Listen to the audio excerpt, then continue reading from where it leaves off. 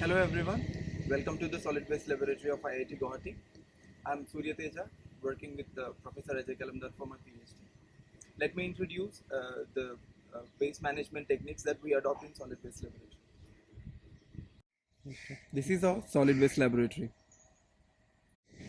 Different type of organic waste can be treated using two different techniques in waste management. First one is aerobic digestion, which we called as composting, and the second one is biogas production, which we also called as anaerobic digestion.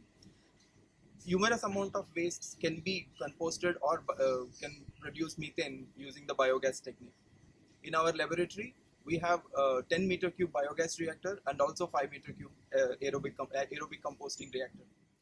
Water hyacinth is a major problem causing aquatic weed in Northeast India. In our laboratory, we manage this weed using composting technique to produce a value added product called compost. Let me show you.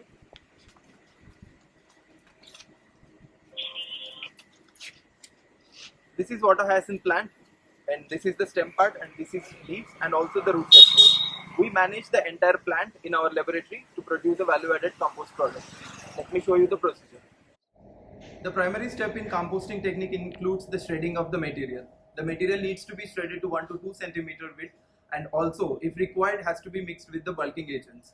In our laboratory, we use bulking agents as dry leaves, and right now the substrate is water hyacinth. So let's shred the waste into 1 to 2 centimeters using a mechanical shredder.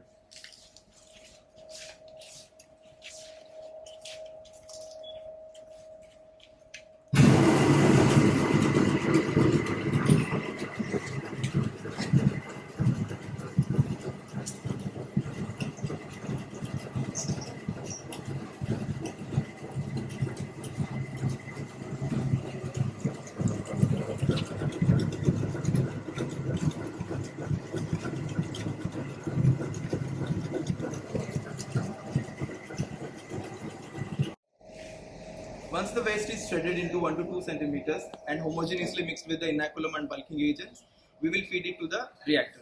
In our laboratory, we are employing universal composting technique, which is called as rotary drum composting technique also. The reactor is of 5-ton capacity, and it can take a feeding about 400 to 500 kgs per day. Any organic waste can be fed to this reactor, and we can compost using this universal composting technique.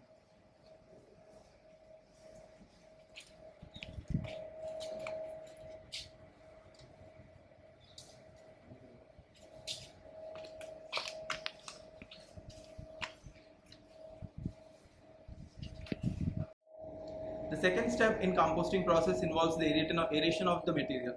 The feedstock will aerate, and then the degradation happens using the thermophilic bacteria. So in this process, the temperature of the feedstock will increase. For vegetable waste, the temperature rise can be seen until 70 degrees centigrade. So the dissipation of this process can be done using the aeration process. So in rotary drum composting, we use rotation of the drum for the purpose of aeration.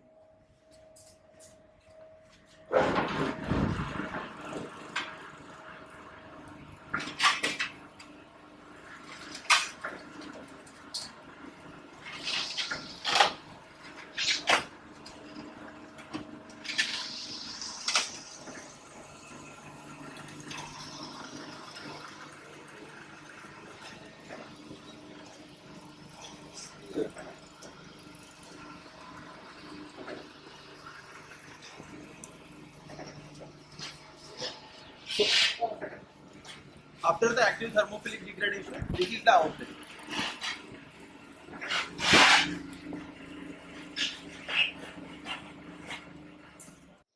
Once the material is collected from the outlet, if the moisture content is more, we will go for drying for around 8 to 9 hours. And after that, the dried material will be sieved using a mechanical siever.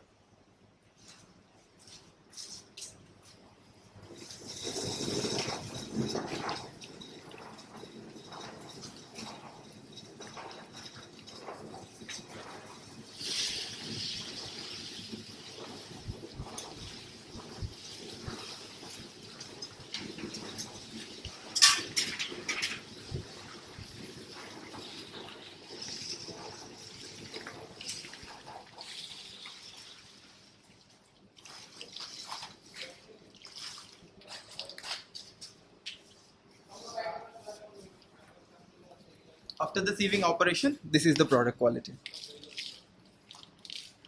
this compost can be marketable. Thank you. In our laboratory, we employ another organic matter degradation technique using vermicomposting techniques. In this vermicomposting techniques, we use earthworms as the degraders. And in our laboratory, we employ two different kinds of vermicomposting techniques. One is bag vermicomposting technique and then stack vermicomposting techniques. For the places where there is ample amount of space available, they can employ bag vermicomposting technique. And if there is any space restrictions, we go for stack vermicomposting technology. In this stack vermicomposting technology, we take the empty plastic cans or any kind of stackable materials and we stack them in a sequence.